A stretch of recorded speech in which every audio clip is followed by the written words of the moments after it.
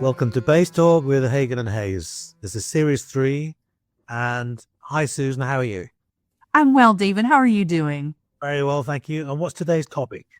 Today's topic is questions from Nina, who I believe is a former student of yours. She is Nina Savesevich. She was a theory student of mine at Wells Cathedral School. And I love teaching Nina. She was very funny. She was very quiet when I first met her. She hated theory with a passion. And I'm always so enthusiastic about everything I do. And I always give them time. And then I just saw this, she always had this fantastic personality, but just gradually it began to blossom. And she suddenly sort of came out of herself and realized that theory wasn't so difficult and it's all possible. And we've stayed friends since she left. She's a great pianist. She's a lovely person. She got a fantastic family. So we're friends. We've been friends for a long time, which is nice. And when we asked the questions, and she sent these questions, and I thought they were really fantastic. They're great questions, and I think they're good questions for everybody to have hopefully some direction with. Exactly. So the first one is, how do you balance having a social life or life away from music with all your playing, teaching, and for me, she put composing, etc.? It's excellent. I mean, I think balance is one of the things I remember being in college and in my 20s and really struggling to balance things. I would go through time periods where I'd be like, I need to, practice and focus on my career and not socialize. And then I would sort of swing the other way. I never would quite skip practicing, but I would socialize maybe more only because I thought I needed to to develop as a person. But I feel like the more you work at it, it gets easy. I mean, it's easy for me now, I think. If you ask my family or Kevin, my husband, I think I'm pretty good at it. But it's just, for me, I carve out time in my daily schedule. I mean, there are times when I know my schedule is crazy. And I literally put practicing in, from 8 to 10 in the morning or wherever and I carve it out, and that's what I do. But then I also have things that I put in my schedule, going out to dinner with friends or taking a drive with Kevin or things like that. How about you? How do you deal with that balance? I'm very impressed that you put your practice times in your calendar. I'm very impressed with that. I do it when my schedule is crazy. I have to. So professional. That's fantastic. I'm so pleased to be dealing with you. Yeah. I think I compartmentalize my life. And if I'm playing, I'm playing. If I'm teaching, I'm teaching. If I'm composing. And then if we're going out, we go out. I don't even think if I'm too busy, we don't go out. If I got plenty of time, we do go out. I think we've always had a balance. I don't ever remember struggling. The thing I remember struggling with was teaching and playing when I did a bit of freelancing. That was difficult because the concerts used to come in at the last minute, but the teaching was definite and regular every week. Yeah. And I used to find the balance of trying to keep everybody happy. That was difficult. But the rest of it, I don't think I've ever had a problem really, because I can put the bass away and I don't think about it. We go to the cinema to see a film, or we go out for a meal with friends, or go out for a drink, or visit somewhere. So there are many times when I don't even think about the bass, which is really nice. But then when I do think about the bass, it's sort of 400%. Yeah. I remember there was a point in my life where I was really practicing a ton and focused so much on my career and my playing. And this guy was emailing me wanting to get together. His name happened to be Kevin Connors. And I know you had met him. And I remember saying to my family, he wants to get together. I don't know that I really have the time. I'm really busy. It was December, so I had holiday pops with the Boston Pops going, and I was practicing and teaching and all this stuff. And my dad came in the room, and he never says much. And he looks at me and said, Susan, get a life.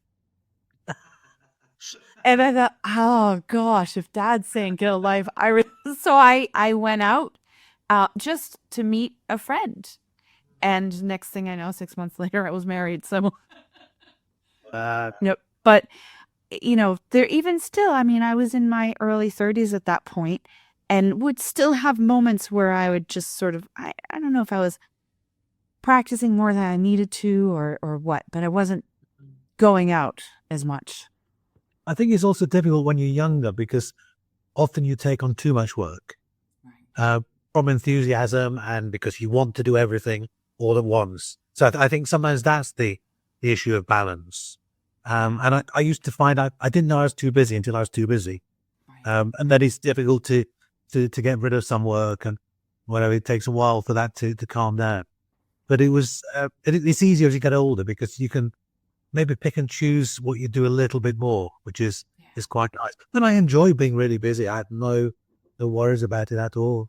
And I don't look back and think I missed that. I have to say, my daughter Sophie did say that I missed quite a few birthdays because I was abroad working when she was younger. And I didn't think I had. And Sarah, my wife, said, oh, you did actually. But I got you when the work is there, you know, you have to take it. Yeah, when we're performing and teaching and things, you tour. And I remember my grandfather was a saxophone player in a dance band. And I remember he'd miss birthdays and graduations and things, and nobody thought anything of it. It was just what Papa did. And now, as a professional musician, I've missed a lot of family weddings and things like that. Yeah. But I feel lucky because my family just knows, oh yeah, that's what happens with musicians. Sometimes you miss things because you have concerts or other engagements. And But we're working when they're free. yes, exactly. Part of being in what here we call the entertainment industry. So showbiz. Right. Oh my God. Yeah. So, and it kind of leads me into, though, when you say yes, like you were saying, you say yes to all the work. Sometimes it's to build your career or to build the confidence. And Nina's second question of how do you deal with self-doubt and believing in yourself kind of, to me, links in with that. How do you, or, you know, did you deal with those? So that's quite an easy one because by the time you get to 60, you're fine. She's got about 40 years to go, I think. But she'll be fine. Honestly, she'll get there. It's really got an issue. It's dealing with self-doubt and believing in yourself. I think that's being a musician or being in the arts. I think we all question ourselves all the time. And it's not a bad thing, except if it becomes too intrusive. Right.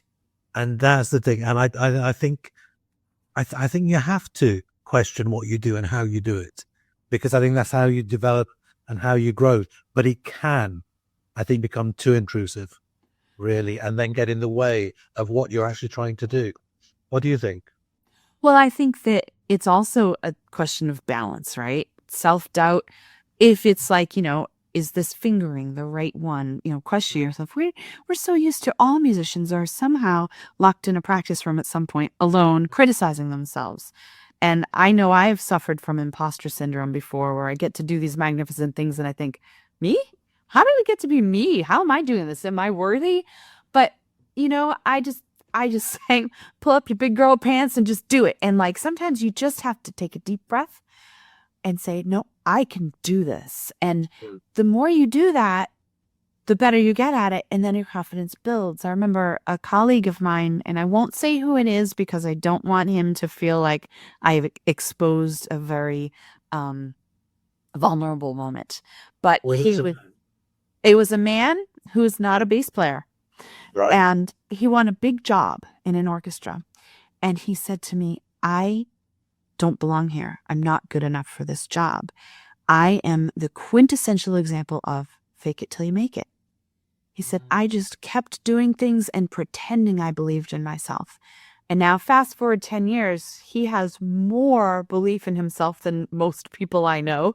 But I do think there's a little bit of, when you walk into a room where you're outside the room and you think, oh God, can I do this? Walk into the room, take a deep breath, and pretend you have that confidence. Just fake that confidence a little bit, and you'll do really well. And then your confidence will build. And hey, maybe you'll mess up, but we all do, and we learn from it. And I've learned more from the times I messed up than from the times I did great. But then as you get older, you think, well, so what if I mess up? I've done it before and I lived. And I'll say to my students, in music, if you make a mistake, who gets hurt? Who dies? This is not being an emergency room surgeon. If you make a mistake, no one's life is on the line. Maybe a tiny bit of your pride will get hurt, but that's okay. So I just think really believe in yourself, even if you're faking it, and you will eventually get the confidence because you'll have done these great things that start making you feel better about yourself. But know that we all have moments of self-doubt. I think it's part of being human. I think the other problem as well is we only know how we feel. And we always think everybody else is far more confident than us and far more skilled and has everything that we haven't got. And they're thinking the same about us. It's just we don't know that. It's Right. strange. We don't always tell each other this. It's and sometimes you do. Sometimes you'll have a conversation. I did a concert years ago in London, and Sarah was the soloist. It was the Hagen Nelson Mass, and I was asked to get another bass player. So I got a friend of mine, and it was so funny because afterwards I was talking to Tim, and I said, "Oh, I was so nervous about this." He said, "Why?" I said, "Well, you're an orchestral player. This is not my world anymore." He said, Do you want to know something?" He said, "I was really nervous as well." I said, "Why?" He said, "God, no, you can play all the notes." Wow. We were both sitting there being nervous of the other one for no reason at all. And Right. we played, as a duo, we played really well. And he was such a lovely chap. And we've been friends for, I think, 40 years, 45 years. And I think that's a good point, though. Everyone else may be nervous too. Sometimes if you say it, the other person might say, "Oh, so am I," and you can kind of lean on each other. But then you might get someone who says, "Oh, I'm not nervous at all," and you think, "Are you lying?" so the next question is, when you're starting out as a full-time professional musician, was it scary? How did you feel after leaving music college? Yeah. I remember that I didn't go to my graduation because I had a gig. And that got me through many moments where I should have been scared. But I remember thinking, I'm not at graduation because I am literally doing what I went to school for. And I was playing a really great concert, and my sister Jody was playing violin in the orchestra, and it was just wonderful. But yet there was still moments where I thought, okay, now I've got to earn a living. And the safety of being in school is gone. And I have to just prove to myself that I can do this.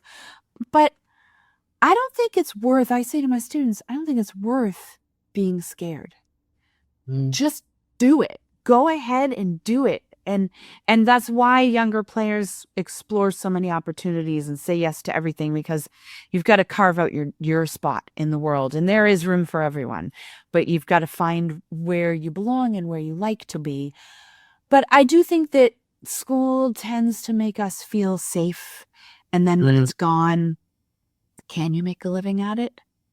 And if you can't, it's only because it's not what you're meant to do. You haven't quite found what you're supposed to do. And that's okay too.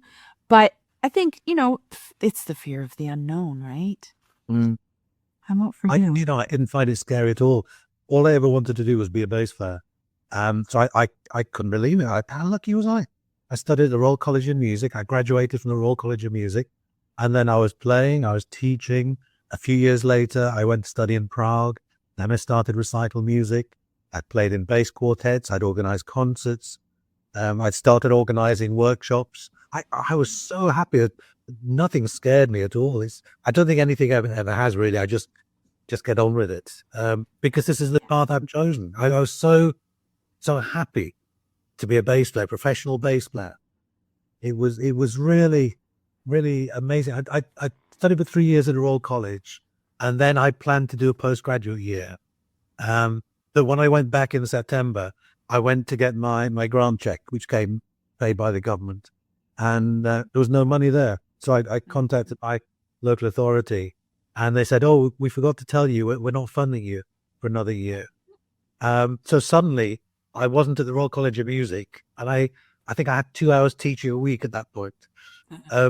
So that was it. So I got a part-time job in, it was a shoe shop, Freeman Hardy and Willis. It was horrific.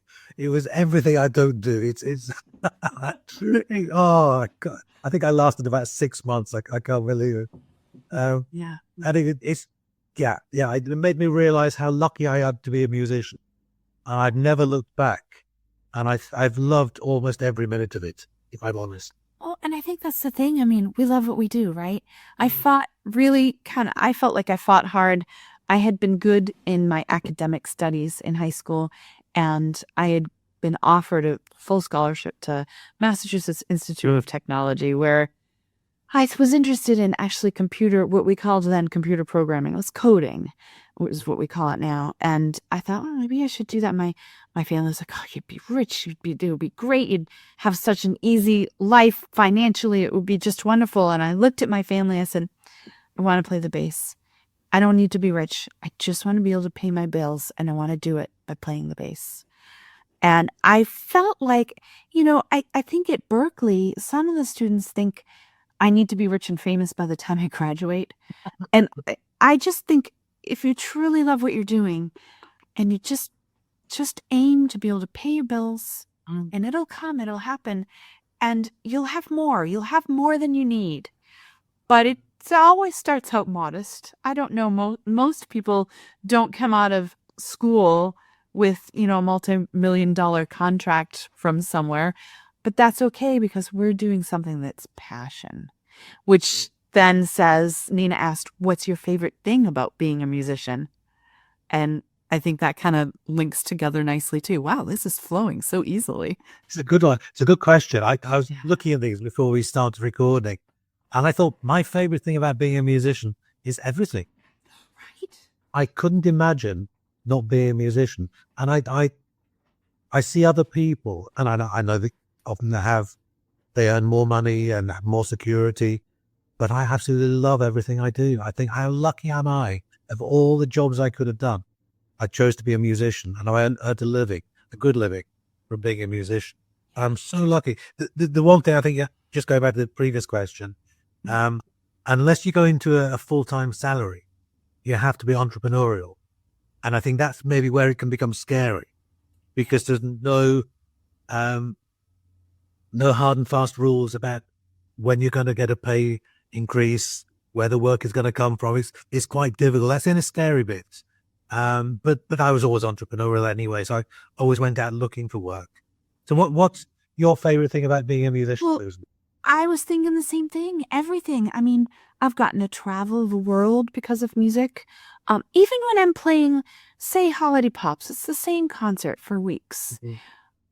For me, it could easily be, oh God, here we go, playing the same concert again. But for the people in the audience, it's their first and only show, possibly ever, but definitely it's their first one of ours for the holiday season. And they're having fun. I'm bringing joy to people and happiness. And in times when there's difficulties in the world, it can oftentimes bring peace to people. When COVID started and we started the lockdown in March of 2020, and everyone was scared, and my students at college had been sent home for spring break and told not to come back, and nobody knew what was going on. I did that little project for 30 days. I learned a new short piece a day, and I titled it Peace, Peace, a day. It did it just for my students, and then it ended up kind of bigger on YouTube. But I did it to just bring a little bit of musical peace, just a couple minutes a day to my students, but also to myself. A project where I was learning a new piece of music kind of distracted me from the, oh my God, what's happening to the world part of life. I just thought it was amazing. And I feel like that's what music can do for people. And I love Quite that. philosophical today. Oh, I know. And we've caught me on a deep day. I'm just a bloke. I know nothing really. But her questions are fabulous. They're really good questions. I'm really quite impressed. At the end, she put, not sure if these are good questions, but they're the ones I'm interested in. They're excellent questions. I think they are. I think it's, I think we forget, certainly for me, I graduated in 1983, so it's about 400 years ago now. And I think you forget how exciting it was. And just going from being in full-time education to not being in full-time education. Yeah. I I've really enjoyed it, but I've always gone out looking for work. I've always created work. So for me, it's always been exciting.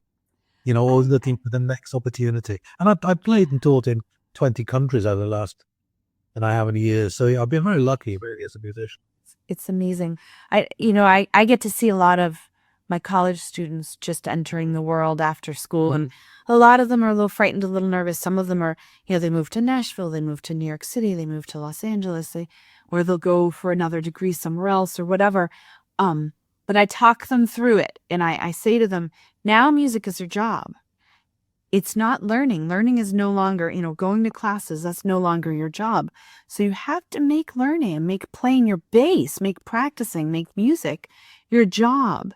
And it may not be a 9-to-5 job, but every morning, get up and practice. Start it at 9 a.m. like every other business person. Here, jobs are 9 to 5. I say, get up, shower, please shower, to eat your breakfast, and then go practice until lunchtime so that you're always getting better. And then if you have a gig in the afternoon or evening, you haven't overplayed, but you're still continuing forward. And put your name out there, send resumes, tell people you'll audition or you'll play for them. It doesn't matter what genre of music you're doing. Let everyone know you're there. And I like to quote Tim Gunn, who was the host of this great show called Project Runway. It was about fashion designers trying to make clothing, and they were in a competition. I loved it. It was great. And he would say, make it happen. I mean, how good is that? That's what we do. You make it happen. There's nothing more to it than just do it. And it's great. What a life. What a life we had, right? I think the make it happen is a really good way of looking at it. And I always say to my students, just do it. Just get on and do it. Don't talk about doing it. I've always been surrounded by talkers, people who talk about what they're going to do. But I've always been one of those, I don't talk about it, I do it. Yeah, you do. I'm a committee of one. I always have been. Anytime you have an idea, I know it's going to happen. I'm brilliant on a committee of one. I'm not brilliant on a committee. On a committee of one, I'm fantastic. I never argue with myself. The meetings are really short. I get to the point really quickly. You don't have 50 emails before the meeting? No, it's so interesting. It's interesting how you find where you're supposed to be as a musician. Yeah. I really enjoy all this. And it's not always what or where you think it's going to be. And I think that's part of the fun. Just fasten your seatbelts. You're in for a ride, Nina. It's going to be great. Just exactly. Be prepared. Say yes to the opportunities that you find and hunt them down. Don't wait for them to come to you. Hunt down opportunities and do things. And you really do learn what you want and what you don't want. I started traveling to different cities, taking orchestral auditions and thinking, every city I went to, it would be lovely to visit for a few days, but I didn't want to live there. And that's, oh my gosh. I mean, I went to these places that are cities that friends and colleagues love. And I would think, if I have to live here, I'm going to be miserable.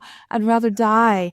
And that's when I said, okay, I want to stay in Boston. I want to make Boston my home. I really love this town. And I've gotten to do lots and lots of travel. And I plan to continue doing much more travel. But, you find what you love. And it's not necessarily what you think it's going to be when you're in school. It's interesting. I always tell my students that if you're a bass player, don't sit there waiting, because you'll wait a long time. The opportunities are there, but we have to go find them. Sometimes we have to create, and we can. Now is the best time ever to find opportunities for whatever you want to do, really. Yeah, it's great. It's a wonderful time to be alive, to be in music, and to be a bass player. As you say, this is the golden age. It certainly is a golden age. Yeah, I love it. Well, I think this is just great. I really am so grateful to Nina for these questions. I think these are good for anyone who's in school, getting out of school soon, recently out of school, or even been out of school for a while. Good things to really kind of think about. And she worded the questions well. It was wonderful. This is a good conversation. A lovely bass talk. I certainly think so, Susan Hagen. Well, thank you, David Hayes, and thank you, everybody, for listening to season 3. I believe this is episode 5. Wow, of Bass Talk with Hagen and Hayes. Like and subscribe. We're going to be putting out some special little perks for our new subscribers. As soon as we hit 100 subscribers, there is a prize, and we're going to be doing prizes. So subscribe. And thank you to our sponsors, Double Bass Headquarters and GraceGalleryDesign.net. And we look forward to talking to you all soon. Bye. Bye.